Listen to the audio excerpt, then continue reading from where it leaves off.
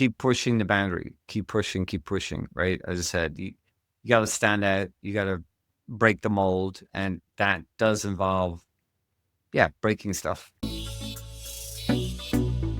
Welcome to Connect to Market. I'm Casey Cheshire. Join the conversation with the marketing leaders driving the fastest growing B2B brands. We're sponsored by Ringmaster, building B2B podcasts and communities to reconnect you with your audience. Okay, we're doing it. Oh, I'm so excited. We are going to have just the most fantastic conversation, and I'm excited to share it with you all. My guest, I'm excited to talk to him because he is a global presence, a global leader. At any different point in time, he's working with global companies. He may be based in Europe. Now he's currently based in the US, but you never know. Never know where he's going to be and what he's working on. So I'm excited to learn from him today. But who is he? Well, he's a marketing leader, a thought leader, GTM wizard, an innovator. He's got analytics as like his blood language, security, cloud, you name it. He is also a speaker and an investor, accomplished exec, several decades building high-performing teams. For those of you also building out your teams, this will be a great one to listen to.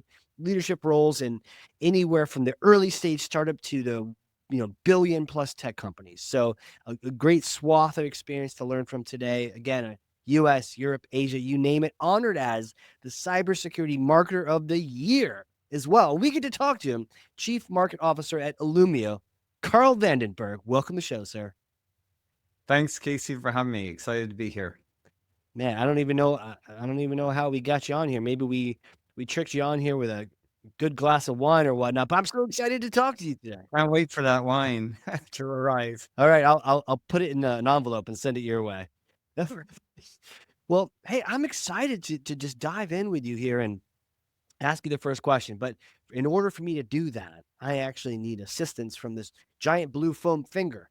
So I'm going to put on this giant finger and ask you the question. Karl, what is the number one thing that marketers need to do in order to connect to their market? Okay, good question. Yeah, because without that, obviously, we're not going to be effective in what we do. And this actually applies not just to marketing, but applies to life in general, I would say.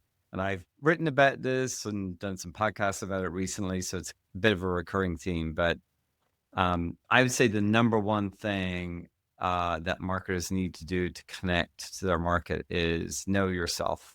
And I'll say know yourself as a marketer, but representing a company, the company needs to know who it is. And, that translates as mission, as value, as brand. But especially in today's world, I will say that the most important thing is being authentic to who you are. And the reason I say especially today is because obviously we're in this digital morass, which now with AI is just getting, thicker and thicker. And so what people are thirsting for in business, as in life in general, is who can they trust? Who is really themselves?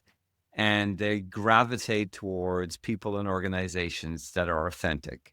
That is, even if you don't necessarily like or agree with a perspective, people really appreciate today to know that you are who you say you are, you act, as you say, that there's that authenticity, that they can trust you are who you are. And therefore, you can have a connection. Again, you can have a discussion, you can have a debate if you don't agree on the perspective, but and you have confidence in who you're talking to is who they are and who they claim to be. And that is such a rare quality today that I think it really stands out, which is why I harp on about it all the time with my team. And it's definitely something that we try to embody in the marketing that we do to our customers and to the market at large. Man, this is powerful. Going all the way back to knowing yourself, to then being yourself, so then people can have that foundation of trust. Powerful. Why do you think so many companies end up, and it's this feeling they give off when you can tell they don't really know who they are. And actually was just chatting with a professional in the web business, building websites and whatnot. And half the time he's not actually even doing web design. He's leading the company through agreeing on what values and mission and things they put on their website, because maybe they haven't ever really come to grips with who they are. Why do you think so many companies don't know who they are? I'd say actually there's two problems. One is, in some cases, as you said, they don't even really, or they haven't taken the time to crystallize it. I think probably deep down they know who they are. They just haven't taken the time. And that is an important actually thing to be able to do in our personal lives as well as in business, is to take a step back and, crystallize, like, oh, and sorry, I'm a philosopher at heart, Casey, so I'll get down the philosophy track a little bit. Bring it. That was one of the classes I paid attention in school. Yeah, I love philosophy in the sense of love of wisdom, because as it applies to life, I think it's useful in life, and that's what we're here to do, is to live our lives, professionally and personally. But I think part of it is just the crystallizing, taking the time to step back and like, what is it that is what is that we're here to do? Again, as a person and as a company, what is our value? What is our mission?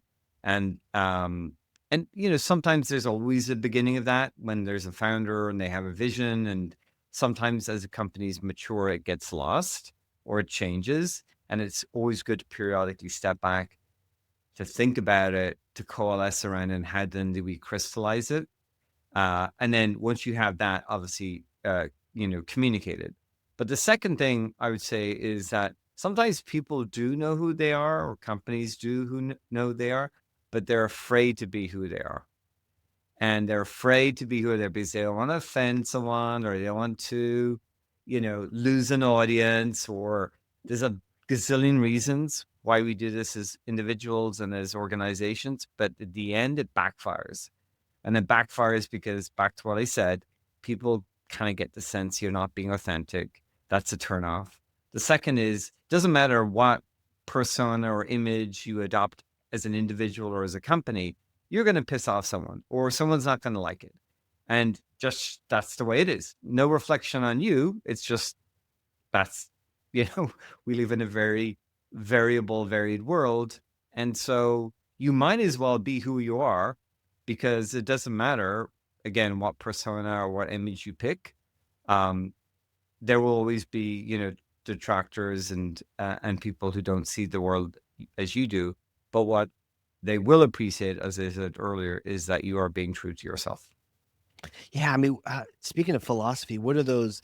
There's so many quotes out there around, if no one's mad at you, right? If no one disagrees with you, then you don't actually stand for anything. You don't actually have a view, Yeah, right? that's right.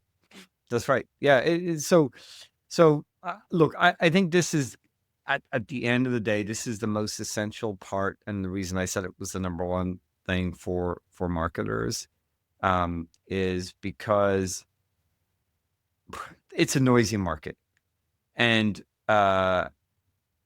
so the exercise of crystallizing what you stand for, the value that you bring to the market, and then communicating that in a very consistent way, is the most powerful,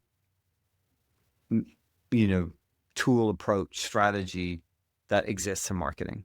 And we've all heard the sort of the classic examples of companies that essentially associate themselves with even a single word in the mind of the buyer. And that's harder to do today, obviously, kind of the way that the market has developed, and there's so much marketing and product out there. It's true. But the classic example of like Volvo and safety, I think most people are familiar with that as an example, where Sure.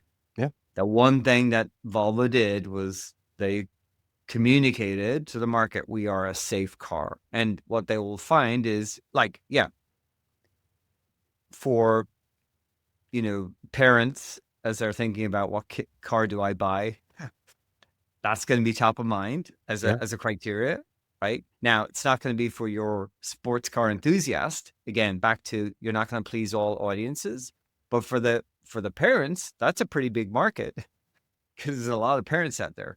So it's Right. just smart to be very clear and then to be very consistent on communicating the value, the brand, what you stand for in as simple terms as possible.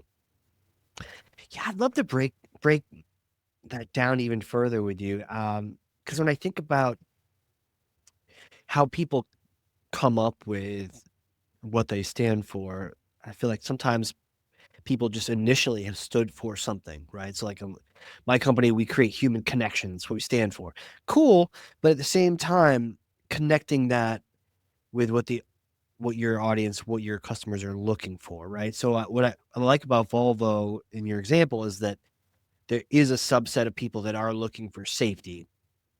But if, Yep. let's say, you're a car company and then you're saying, "We stand for great wine," right? And you're like, "Cool," Cool. But that's not what you but, do. like, that's Yeah. not really part of my criteria I'm evaluating for a car.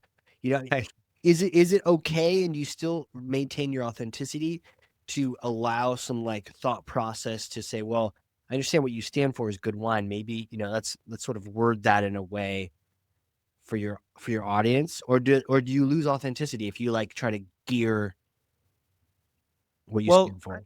yeah. So I look, obviously in order to be able to sell, to market, yes, you've got to have that match between what is it that you provide and you stand for, and an audience somewhere, right? That is going to be looking for or value what you are selling. And the idea is to find the best descriptor of what you do, the simplest, because again, it's a noisy market. So the simpler that you can make it, the better it is, such that it is clear to them if or not you fit or match their needs, right? So the example I give for our company was, and we went through a bit of a transition, Illumio. So for those of the audience who don't know Illumio, we're a cybersecurity company, and there's a ton of cyber companies out there. It's a multi-$100 billion market, right? Absolutely. So it's massive. It is noisy, to your point, because I went to RSA and yeah, It's like a sea of vendors, yeah, it is.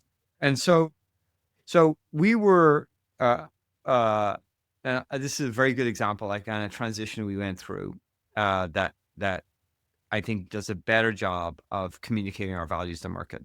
So we were known as the micro-segmentation or zero trust segmentation company because it was a new technology that the company innovated.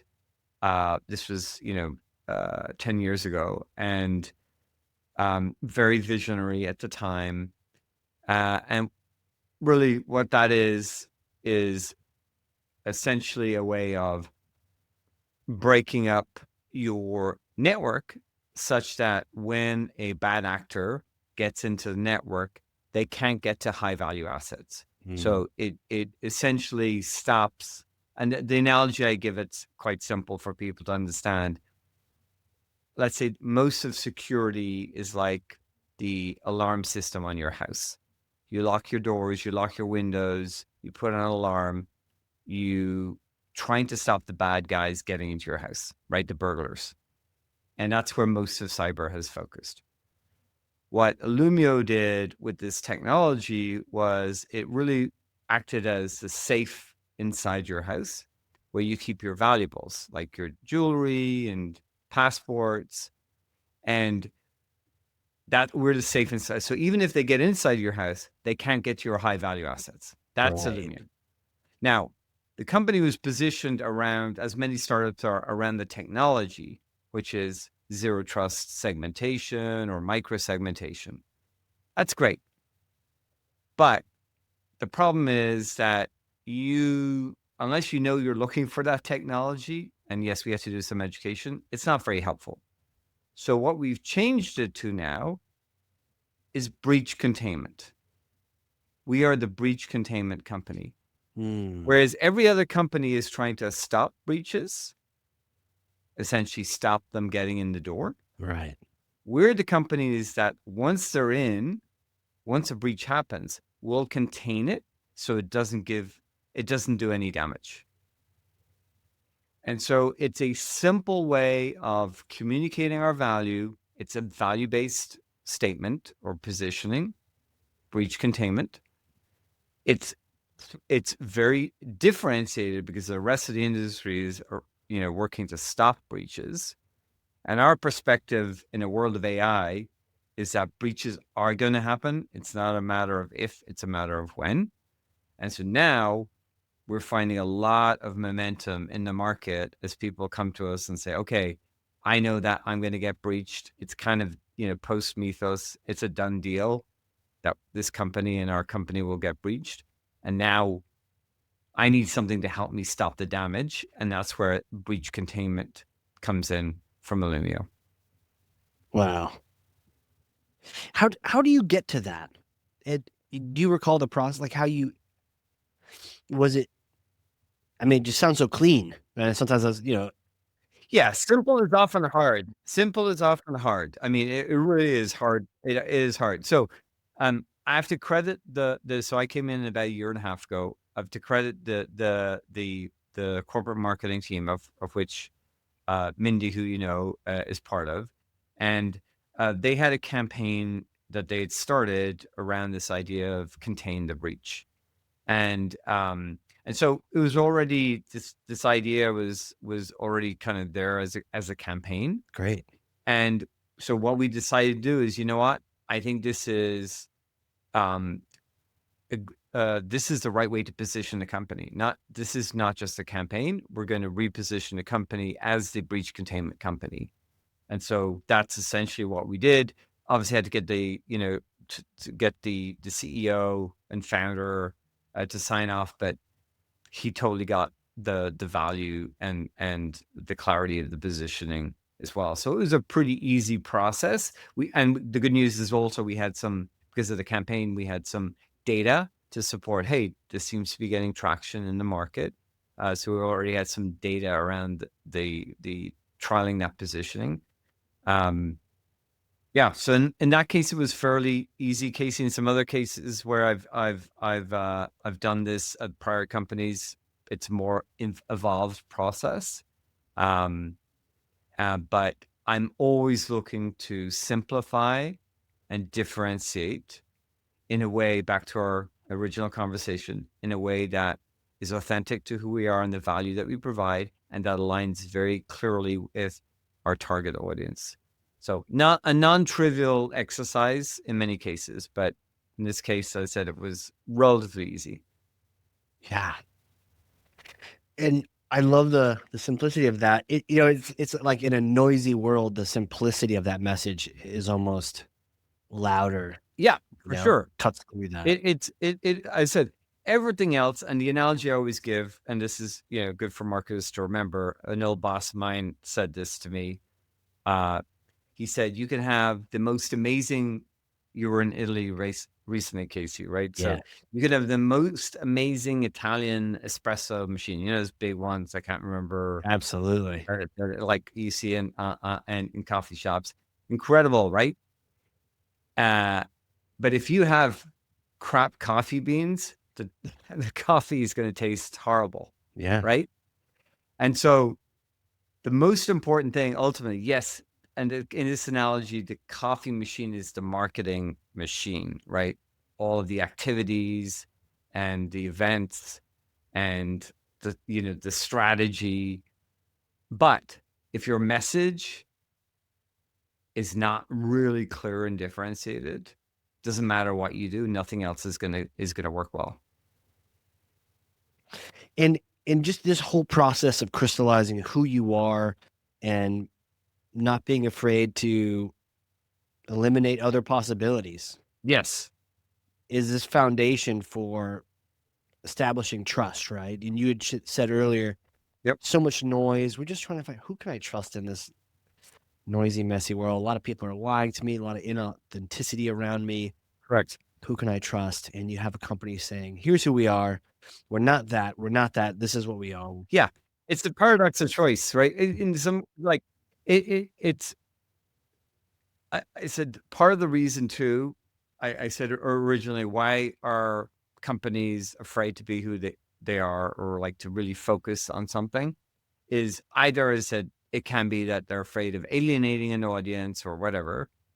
The other thing is, as I said, they're afraid of losing an audience. And that, oh, well, we're not, if we don't like generalize enough, then we're going to lose. But what happens then is you kind of just blend into the background. You don't stand out. And if you don't stand out and you don't stand for something, then really you don't appeal to anyone. And so by being, and this goes into not only our positioning, but it goes into the campaigns we put out in the market. So we try, when we're doing like a new video, as we're doing now, we have one currently in market. We're about to change it up, but we try to do things that are a little bit odd. Sometimes they will stand out. And again, my goal is to get people to take notice. Either they love it or they hate it, but I want them to have a strong opinion about it. I don't want to be like, oh yeah, it's kind of like everything else I've seen. And so the one we have in market now is a CISO, Chief Information Security Officer, with a bunch of elementary school kids on a career day in the office.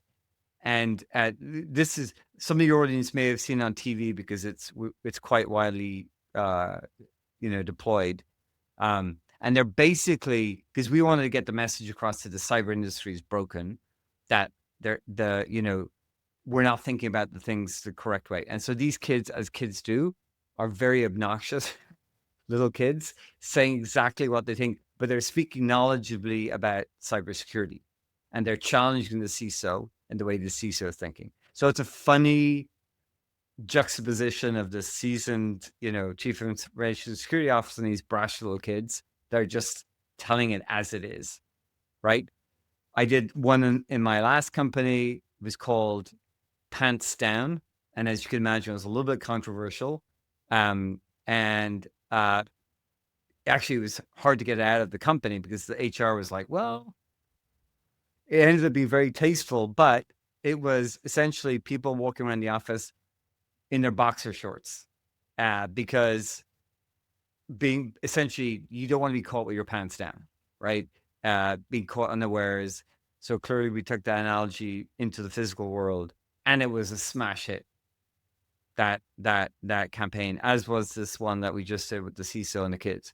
So again, I like to do things that stand out so people will take notice. If you try to go middle of the road, you're going to be completely forgettable. Yeah, it's like both at both times here. You're needing to state who you are, and then not be afraid to ruffle some feathers. Yeah, and this is all about being the courage of being yourself. Yeah. It's and as I said, too often as individuals or as organizations, we're afraid to be ourselves because we think we're going to upset someone. And as I said earlier, it doesn't matter if you are yourself or you pretend to be someone else. Even if you're pretending to be someone else you think people will like, there will be someone who doesn't like it. So you might as well be yourself, because either way, you're not going to please everybody. Right. I mean, we find that with even hiring, like how often new candidates and companies pretend to be something totally different, and then start working together, and you find out It doesn't work yet. Nope. same thing with a product. Yep. Better to be honest now and save yourself the bad review. Yeah, exactly. Yeah. Exactly. So look, I get we have to, like, we're talking about marketing, right? So Yeah. you want to put your best foot forward. You want to obviously, you know, highlight your qualities, like in an interview, right? You want to play up your strengths. All Yeah. of these are good things as long as it's consistent with who you are, right? Um, this is all good marketing. Hey, marketing leaders, it's Amanda here from Ringmaster B2B Podcasting. In today's market, B2B buying is built on one thing: trust. And there's no better way to build that trust than through a podcast that builds connection. At Ringmaster, we help you launch and grow shows that will amplify your brand and can help drive real demand. The best part? We handle all the heavy lifting so you can focus on the big picture. So if you've been thinking about starting a podcast for your brand or taking your existing one to the next level, visit ringmaster.com to chat and book a call. Where does this go? Like, fast forward, this trend of just more this almost like first principle, but like what you're seeing with all the AI and all the noise in cyber and just in marketing in general. Yeah. What are you excited about with the future? I love change. Now, and everyone does. I do love change, and as I said, the hardest thing in my life, we were talking a bit before I came on air, was I lived and worked and studied in multiple countries around the world, and so in my case, the hard part was like sitting still in one place, which I've done now in Silicon Valley for some time because I have kids, and a lot harder to move around all the time with kids. But I do love change, and this is a time of change. Obviously, massive change on many fronts. And so as I think about the opportunity and the challenge for us all going forward, in this world of AI and just acceleration in technology, that is exponential, is balancing the human and the tech. And so, to keep it in the marketing sphere for a moment, the way I look at AI is I think it's going to allow us to do things that we have not been able to do, and at scale.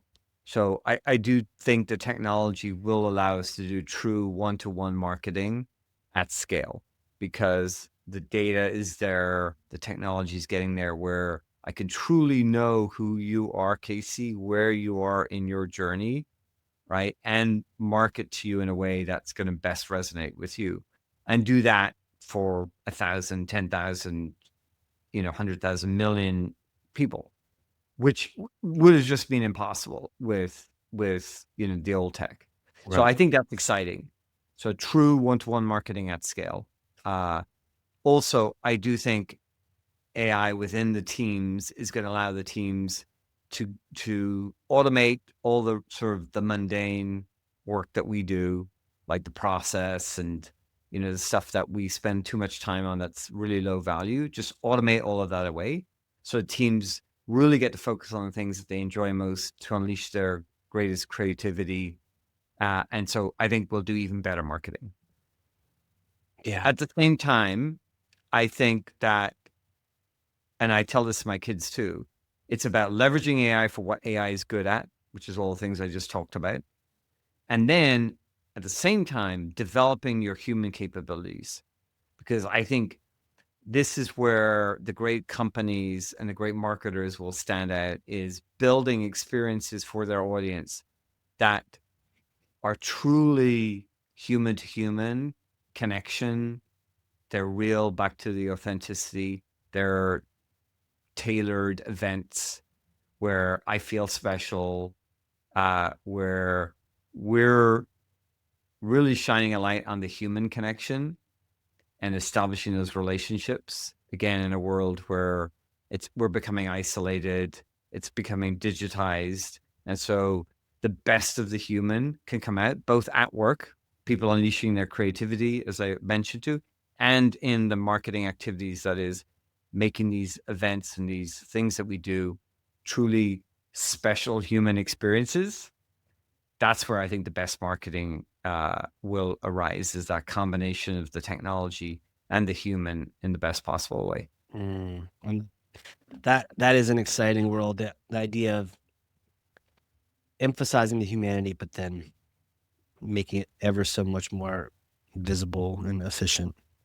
with the AI side, combining those powers. Yeah, it's like leveraging the best of both, right? I think Yeah. human and AI can work together. One doesn't replace the other. It's like work together and deliver an even better outcome. Yeah. Yeah. Man. Well, like my next question for you really is like, who are you? Who is this human that I'm talking to? Right? Take Yeah. me back in time. Little you days. Did you know Yeah. you're going to be thought leader to the stars, living in all these different countries, working with companies in all these different places, and really helping lead teams into cutting through the noise? No, so the brief summary, even though my name is not typically Irish, to say the least, Vandenberg. Bergh is not Irish. I am Irish. Grew up in Ireland, in Dublin. My dad was from Belgium, hence the Irish last name, and he settled there when he was a teenager, married my mom, who's Irish, and hence this very strange Irish name. And then after that, I don't have a typical marketing background. So part of it is I love learning and exploring, as I alluded to. So I did physics in Trinity as an undergrad. I ended up doing a master's in computer science in Imperial. Wait, And then I did. what made you just choose physics? I know the subjects are a little different in Europe. Like you zero in on Yeah. something and you just go for it. But like, what was it about physics? I just love it. It's mind expanding. If anyone's Wow. taken physics, it's just totally mind expanding. It's kind of like a blend between math and philosophy. And I love I love how, especially at the quantum mechanics level, how what's real at a fundamental level is so different from what our senses tell us. And I love that mental dissonance and the way it stretches you. And so I'm just I curious mind, and so I've always kind of gravitated towards these things. And then I did a master's in computer science in Imperial. I actually did my thesis on AI, if you can believe this is back in the day. And it was on, like an early version of language models. Oh, wow. And the context understanding. And then I went to Florence in Italy and did humanities. And so I, lifelong learner. I've had a career that's spanned, as you mentioned in your intro, early stage startups to publicly traded companies. I've not been a career marketer.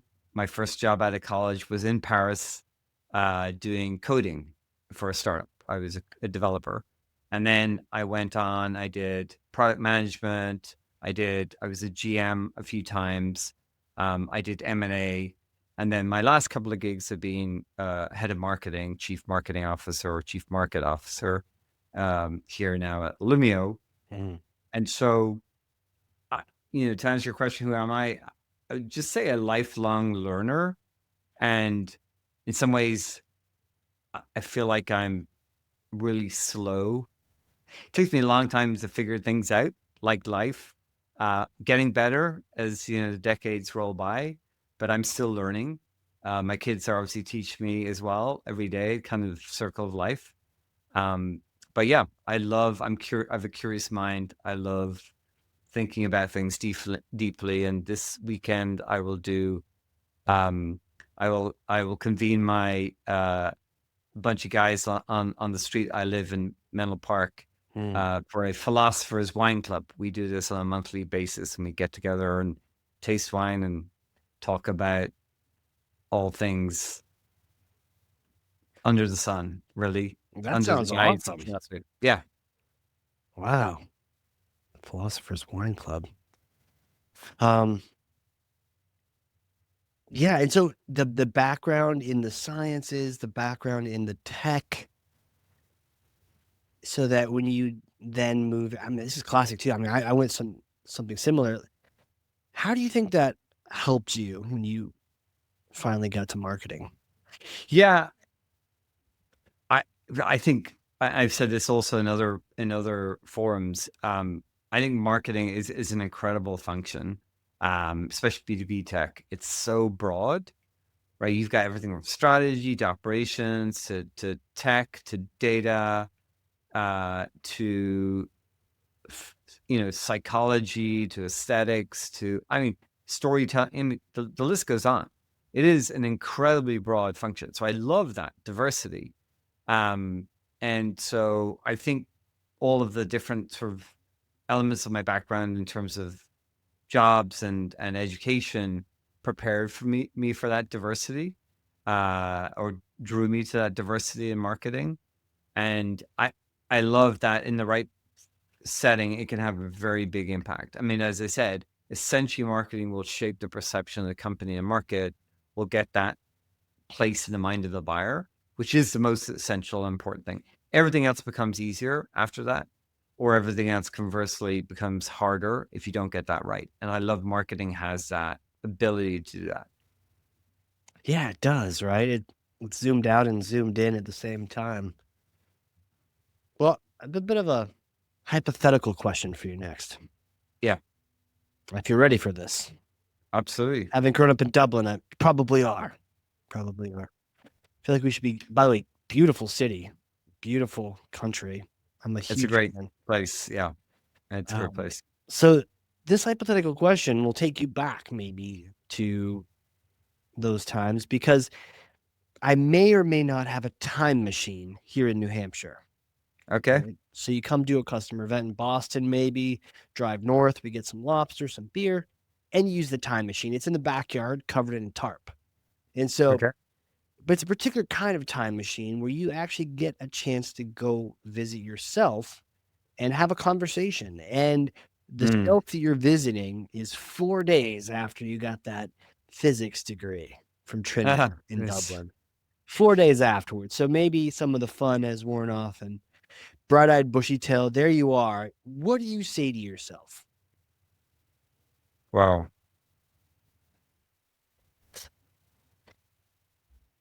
What I would say to myself is probably what I started here, because it took me a long time. I said I'm a slow learner.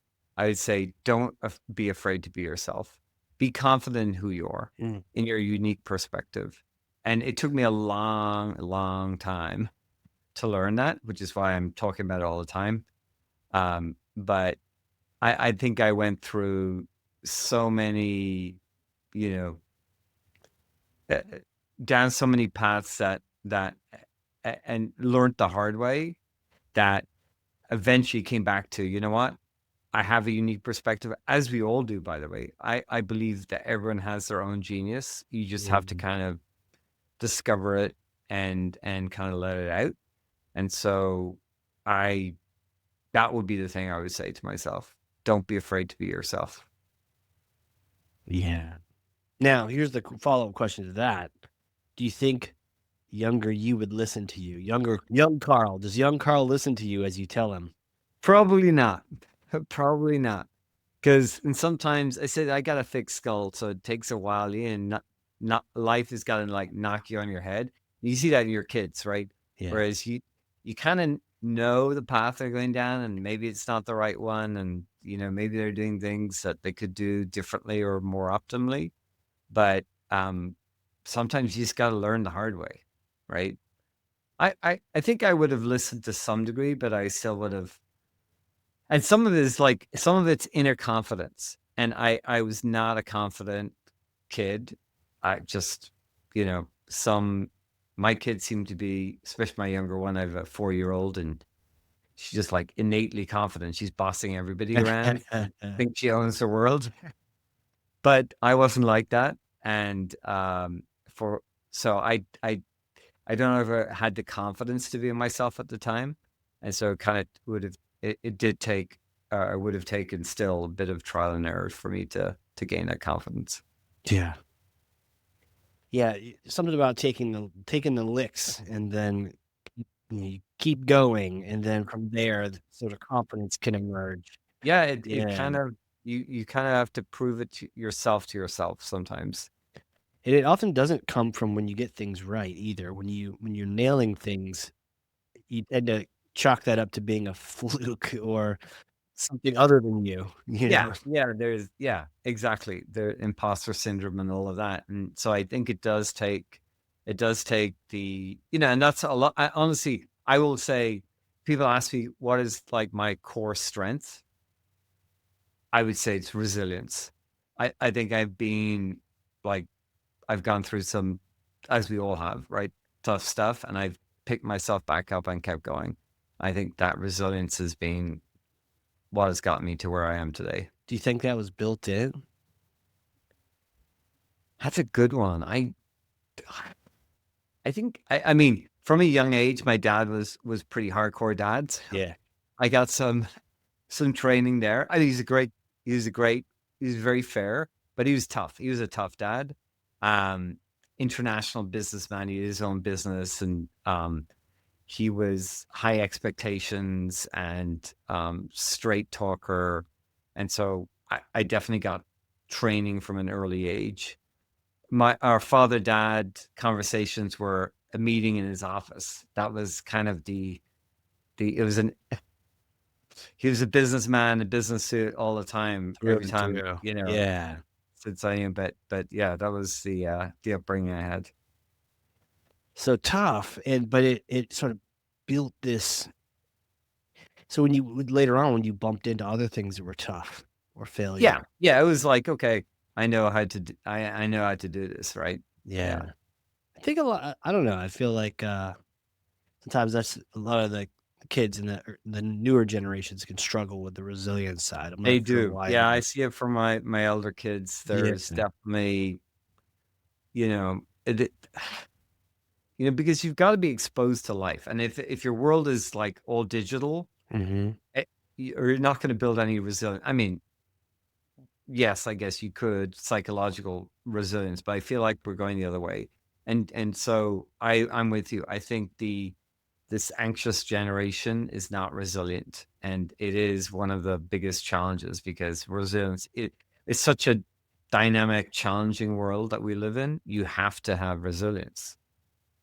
Yeah, because nothing is as easy as it seems in a movie. Even movies are they'd be boring if there was no challenge, right? So Absolutely. yeah, That's what makes life interesting. And if you can yeah, see, and my team knows this, I talk a lot about this, but I'm a big stoic kind of fan, like stoic philosophy, and seeing challenges as opportunities is one of my core tenets, right? mm, It's about reframing a challenge as an opportunity for growth. yeah, man. What- I mean, there's so much to unpack with that. It's great to even to remind ourselves, not to be afraid to be yourself and just to keep pushing through Yep. and A lot of success will come from that. yeah. Yeah. You surprise yourself. And I mean, what is marketing but just being resilient, right? Having an experiment, and most Yeah. of them don't work, or some do, Yeah. some No. don't. Yeah. And if you're not failing, you're not trying hard enough. Wow. I heard it here. If you don't have a marketing experiment fail, then you're probably not experimenting enough. Yeah. You're not pushing. And I keep, also tell my team, like, keep pushing the boundary, keep pushing, right? As I said, you got to stand out, you got to break the mold. And that does involve, breaking stuff. Yeah. Yeah. Man, Karl, where do you want people to go if they love to connect with you? LinkedIn is the best. That's kind of where I live digitally. So that's a good place to just mention if you want to connect, because I generally accept connections that I know. But if you've listened to the podcast, you want to continue the conversation, just let me know in the invite that you were on this podcast, and happy to connect there. Yeah, definitely mention it. Don't be one of those people that just send the connection request without putting any kind of note in there. Come on, Yeah. people. It helps you Yeah. as much as it helps the person that you may or may not connect with. Exactly. Exactly. Man. Well, Karl, thank you so much for coming on here. I feel like this time we had our own time warp, our own time machine Yeah. here, Yeah. with just the time just going by so quickly. But to talk about these things and being authentic and just the courage to bring that as a company and crystallizing who you are and then not being afraid to put that out there for Yep. your marketplace. I mean, Yep. so powerful. I really appreciate you coming on here. So thank you. It was great. Enjoy the conversation, Casey. Thank you. Absolutely. And for those listening, if you learned something, I freaking know you did, because I literally have pages of notes over here, front and back. Then share this with someone else. One person, two people, three people. Next time you bump into inauthentic marketing, shoot them a link to this episode. Let's get these people squared away here. But also just who else needs to hear this? And let's get them on the right track so they can all be telling their unique stories and being authentic and helping other folks out. I mean, that's what it's all about anyways. With that, Karl, thank you again. Thanks, Casey. All right, everyone. This has been a crazy cool, very exciting episode of the Connect to Market Pod. We will see you all next time. And that wraps up another episode. Thank you for joining. For show notes and other episodes, visit us at connecttomarket.com. Connect to Market is sponsored by Ringmaster, creating podcasts and communities that create relationships, generate revenue, and drive growth.